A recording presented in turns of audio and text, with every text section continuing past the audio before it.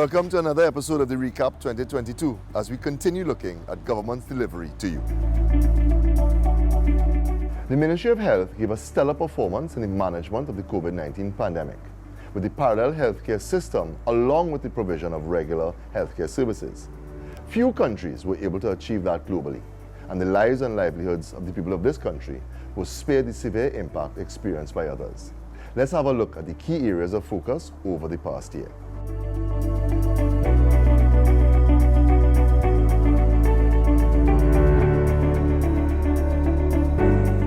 Looking back over the year 2022 gives me great pride as I reflect on the accomplishments of the Ministry of Health. It is without doubt that while we, as a government, work tirelessly to stave off any severe consequences of COVID-19, other areas within the public healthcare system continue to function unaffected. Over the past year, focus of the ministry was placed on 5 key areas. 1. The prevention, treatment, and care for non-communicable diseases and persons suffering from those. 2. The reduction in the maternal and neonatal mortality rates. 3. The decentralization of mental health services. 4. The repurposing of the blood donation system. And 5th, the achievement of the global UN 95-95-95 goals for HIV/AIDS. The management of the COVID-19 pandemic for the year 2022 saw the continued use of the parallel healthcare system for the treatment and care of COVID-19 patients. Over 900 additional beds were made available through the parallel healthcare system for COVID-19 treatment. The establishment of long COVID clinics throughout the regional health authorities aided considerably in our ability to treat with those citizens who needed extensive care. The continuation of the COVID-19 vaccination program across public health institutions and mass vaccination sites resulted in the uptake of 51.3% of the population now being fully vaccinated. In 2022, the Ministry of Health embarked on a prevention and control strategy to reduce the incidence and prevalence of non-communicable diseases across Trinidad and Tobago, with a focus on healthy lifestyles for all citizens. To ensure the success of this initiative, there was the relaunch of the National TT Moves communication campaign, which focused primarily on the NCD risk factors reduction by encouraging the adoption of healthy lifestyle practices. To complement this, the Health Use Wellness TT initiative was rolled out nationally. This saw the installation of physical activity equipment at youth centers across Trinidad and Tobago. Thus far, 6 centers have been fully equipped and 7 have been partially equipped. In an effort to promote healthy lifestyles among the youth, physical activity equipment has been procured and distributed in part to 478 primary schools, 134 secondary schools, and 12 special education schools across Trinidad and Tobago. Lung cancer, which accounts for the 4th highest number of deaths caused by cancer locally, received a boost with the Thoracic Unit Enhancement Project. New cancer equipment was purchased to aid staff at the clinic in the early detection and management of lung cancer. Since 2016, this government has implemented several initiatives to address common causes of maternal and neonatal mortality through the development of the Directorate of Women's Health within the Ministry of Health.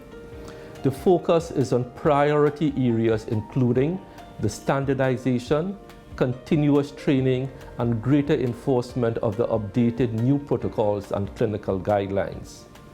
The introduction of the perinatal information system to track and monitor the effectiveness of programs, protocols, and guidelines. The upgrade of equipment and facilities for the repositioning of antenatal and postnatal programs, as well as the strengthening of health education and dissemination of information on social media platforms on the potential risk of going into pregnancy with obesity, diabetes, hypertension, and other health-related issues. Mental health was one of the key initiatives successfully integrated into our COVID-19 response. Being cognizant of the expected mental health fallout from the pandemic, plans specifically targeting healthcare workers were implemented. Among these was the setting up of a mental health and psychosocial support technical working group. The ongoing use of virtual mental health sessions for patients within the parallel healthcare system throughout the pandemic, as well as the establishment of a stress clinic at the North Central Regional Health Authority. The priority treatment for staff at the mental health wellness clinics. The Ministry of Health also developed a digital directory of crisis and emergency mental health and psychological services for the entire population under Find Care TT, with over 30 entities, which has been published and widely used to ensure easy access to mental health services. Fellow citizens, Trinidad and Tobago has the third highest prevalence rate of mental health disorders in the Caribbean. To counter this phenomenon, the ministry has focused on the decentralization of mental health services to the community level, thereby removing the stigma attached to seeking mental health care. The ministry continues to focus on the repurposing of the national blood donation system from the CHIT system to one that is 100% voluntary, altruistic, and non-remunerated to address inequity in the system as it currently exists. On June 14, 2022, the new system was launched, which aims to achieve 100% voluntary, non-remunerated blood donation by the end of 2024. Emphasis was placed on the increase in public awareness through educational programs that highlight the need to donate blood altruistically and to ensure a safe, reliable, equitable, and accessible service. The target required for blood use per year is estimated at 40,000 units, and this can be achieved if at least 1.5% of the population donates blood twice a year. For the period July 2022 to October 2022, 790 persons donated blood voluntarily, while 217 persons volunteered without remuneration. Renewed focus was placed on HIV/AIDS during 2022, which strives towards the achievement of the global targets, whereby 95% of persons know their status, 95% of persons diagnosed are on antiretroviral treatment, and 95% of those people on antiretroviral treatment experience viral suppression. To ensure the utmost support for this plan, the ministry held a symposium to engage collaboration amongst key stakeholders. What was evidenced throughout these collaborations was the urgent need to revamp all existing HIV/AIDS policies through the incorporation of epidemiological data, environmental health sciences, evidence-based interventions, and a strategic, target-driven communication strategy in order to meet all the UN AIDS targets by the year 2030. As Minister of Health, I will pursue all the necessary policy-driven measures to continue to build resilience in our public health system, which will function in support of national development and towards a healthy Trinidad and Tobago. Thank you. The Ministry of Public Utilities, through its agencies, continues to deliver service to its clients. A lot has been happening in this ministry as they engage in transforming the sector to service the needs and expectations of the people of Trinidad and Tobago. The Honorable Marvin Gonzalez, Minister of Public Utilities, updates us now on the accomplishments and the way forward for the ministry.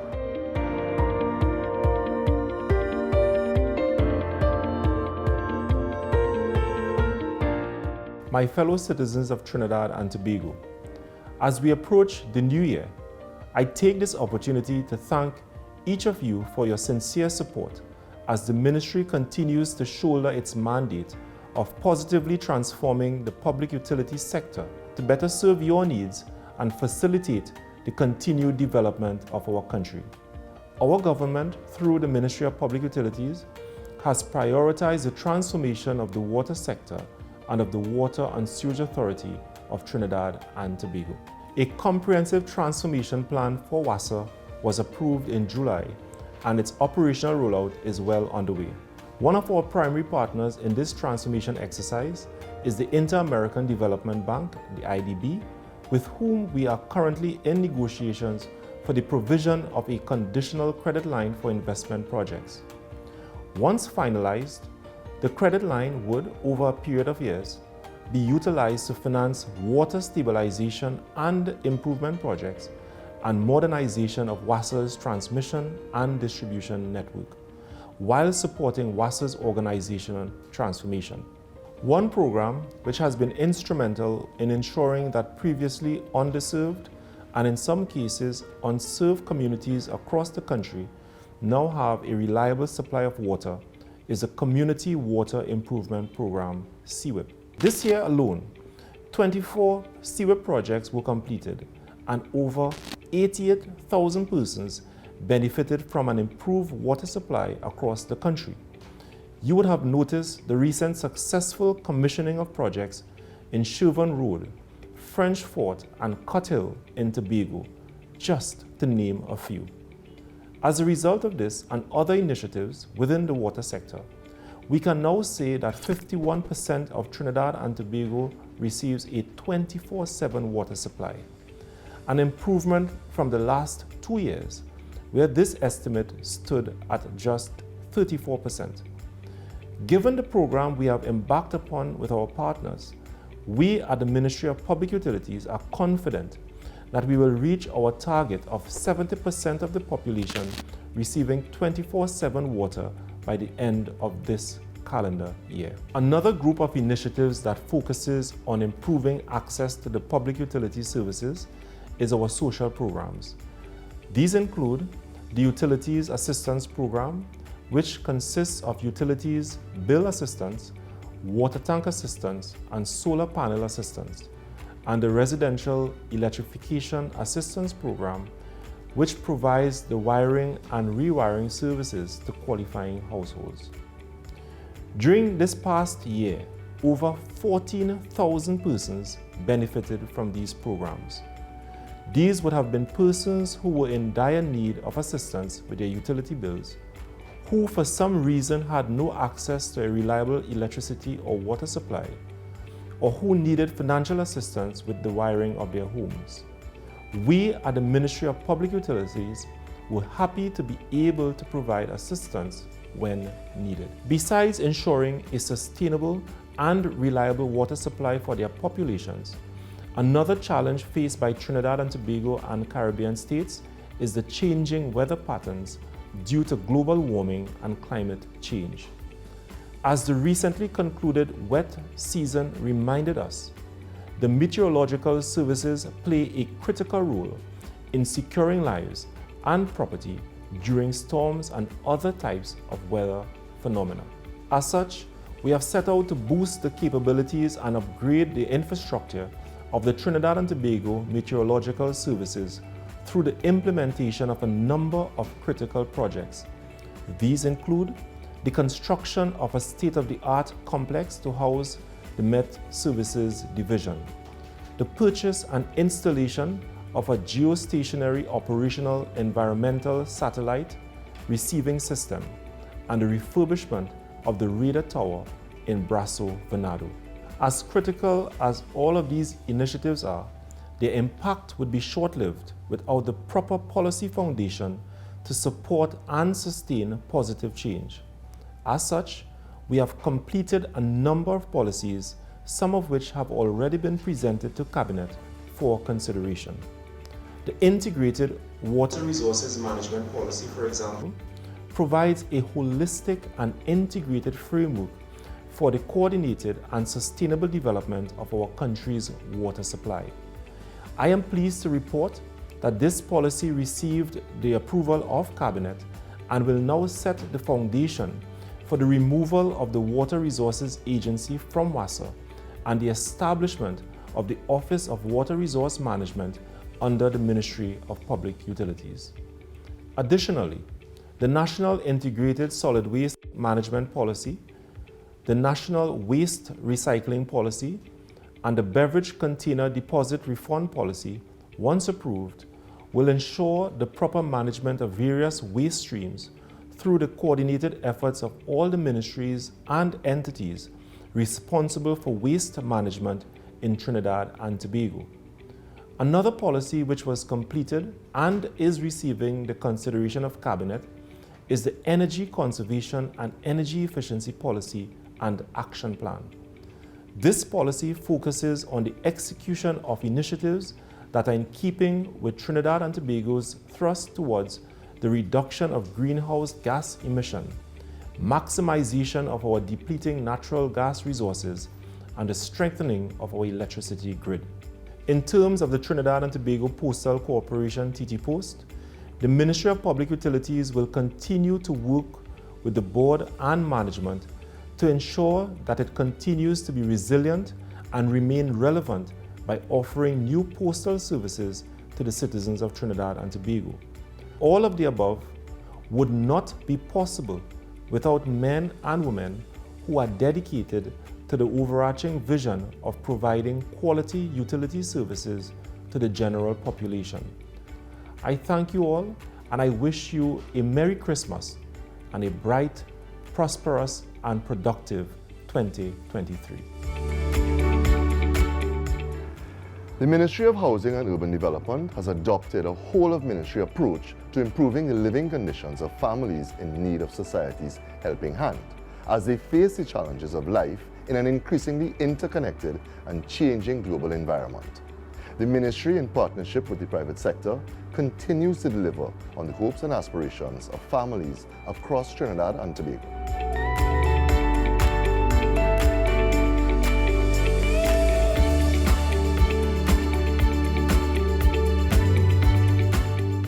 Greetings, my name is Adrian Leons.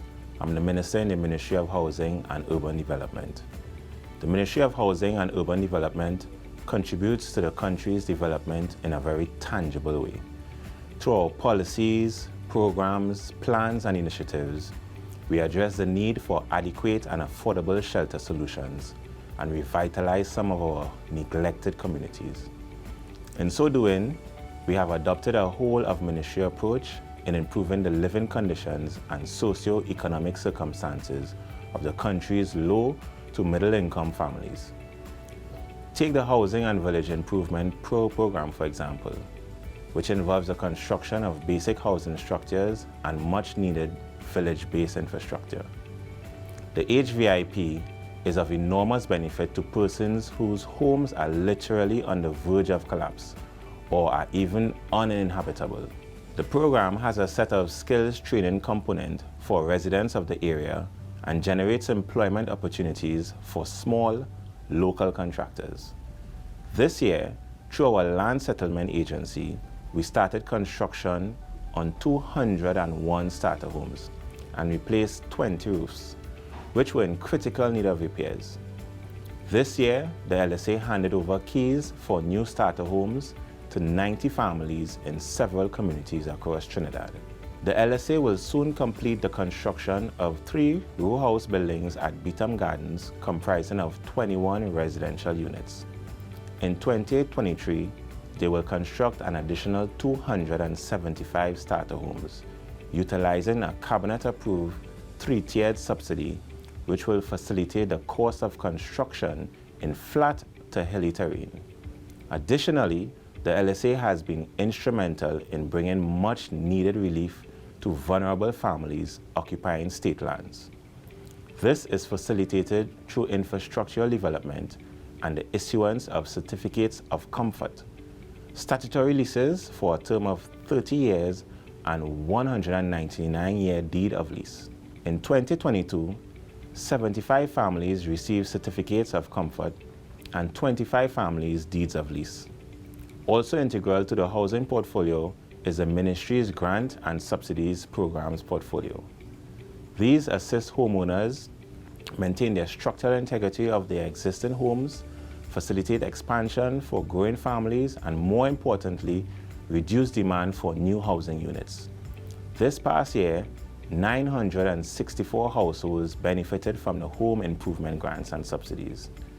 217 persons are now able to commence construction of their own houses with home construction subsidies. On to new housing units provided by the Trinidad and Tobago Housing Development Corporation. In 2022, 788 families received keys to their homes, enabling them to realize their dream of home ownership and gain a new start to 2023. The AGC has restarted several stalled projects together with new housing construction, which will provide over 1,900 units for eligible applicants on our database.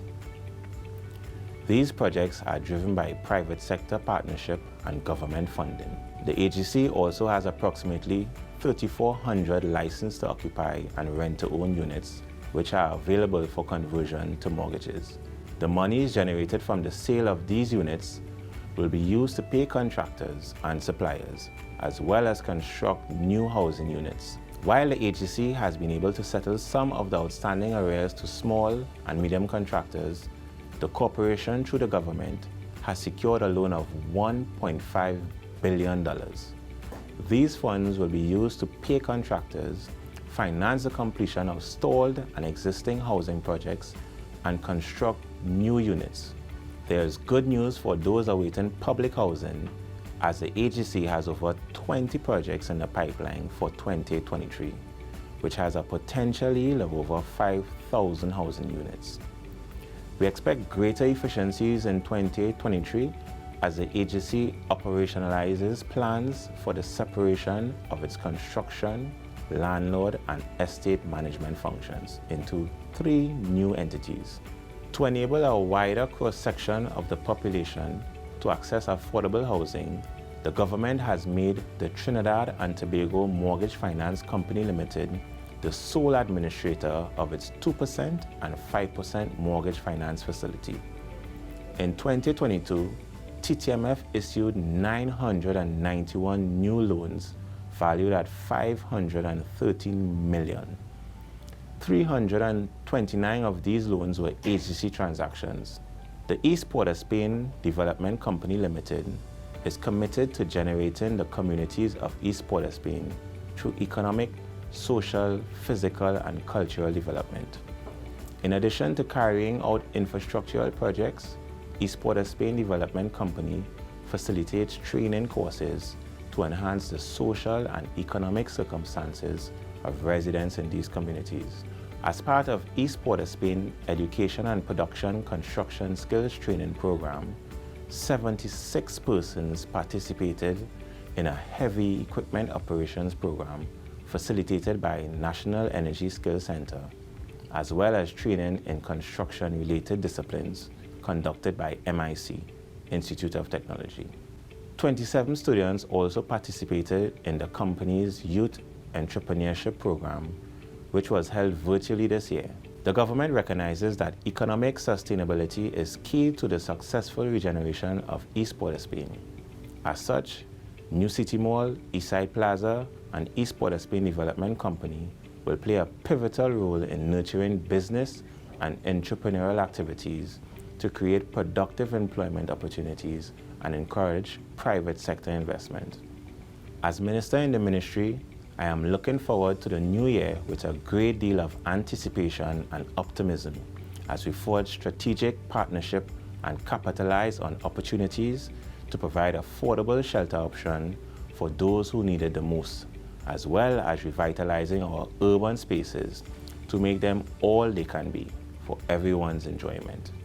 In closing, I want to take this opportunity to wish you and your families a bright and prosperous 2023. Accurate and timely information is essential in the planning process, and the Ministry of Planning and Development, through the CSO, has been continuously improving on its delivery. This ministry is no exception to the digitization of government as it improves service delivery. So let's have a look at some of its accomplishments through its agencies in implementing Vision 2030, the development strategy for Trinidad and Tobago. From the Magnificent Seven around the Queen's Park Savannah and other historic sites and buildings in Trinidad and Tobago to the effects of climate change. At the Ministry of Planning and Development, we have continued our focus on national development. This year, Millefleur became the new home of the National Trust. In November, we continued our goal to preserve the built and cultural heritage of Trinidad and Tobago by adding 16 new sites to the Trust's listing of National Heritage Properties. This is an ongoing project with property owners and the National Trust, providing economic opportunities in heritage tourism and protection. The Central Statistical Office has made strides to enhance our national statistical system with improved economic indicators for greater accuracy of quarterly GDP estimates. We have also undertaken the continuous sample survey of the population throughout the year, and in November, closed off the multiple indicator cluster survey in collaboration with UNICEF. This is one of the most in-depth sources of information on the status of women and children in Trinidad and Tobago. The CSO is preparing for the next National Population and Housing Census of Trinidad and Tobago and intends to conduct a household budgetary survey from January of 2023. The Ministry of Planning and Development has made it easier to do business with the push of a button via the transformation and digitization of the Town and Country Planning Division. I am proud to announce that you can now apply for construction approval digitally via the automated construction permitting system of the Town and Country Planning Division called Develop TT. Homeowners, developers, and builders can all apply electronically and track applications for planning permissions, building permits, completion certificates, and other TCPD offerings. The TCPD also increased the digitization of legacy documents and files to over 100,000, with more to be done. Innovation and business development have received a boost through a project launched by the Ministry of Planning and Development, the European Union, the Inter-American Development Bank, and CARIRI, called Shaping the Future of Innovation Program. A call for proposals was completed in January, and 15 businesses have obtained grant funding totaling $7.5 million made available for development of their innovations. A second call for proposals was conducted targeted medium, small, and micro enterprises. You can look out for a third call coming soon.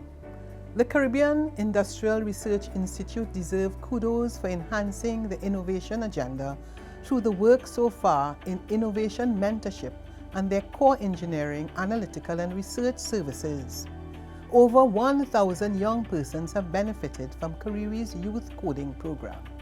Speaking of youth, our focus on the nation's young was also demonstrated by the Chaguaramas Development Authority's Youth Gulf program. Close to 90 students from schools in communities near the Western Peninsula participated in various stages of learning the game.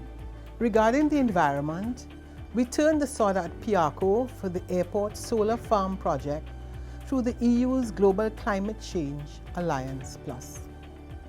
Additionally, 12 small-scale solar installations are being placed in remote communities, with the first being opened at Nature Seekers in Matura. Our voices were present at major global climate summits, namely climate change, ozone management, and biodiversity.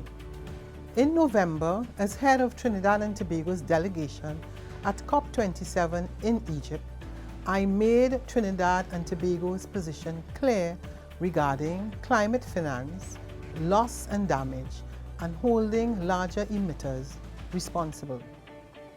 Through our Environmental Policy and Planning Division, we tackled waste management through an electronic waste collection project from the Basel Convention Regional Center, focusing on the collection of over 10,000 old and used mobile phones.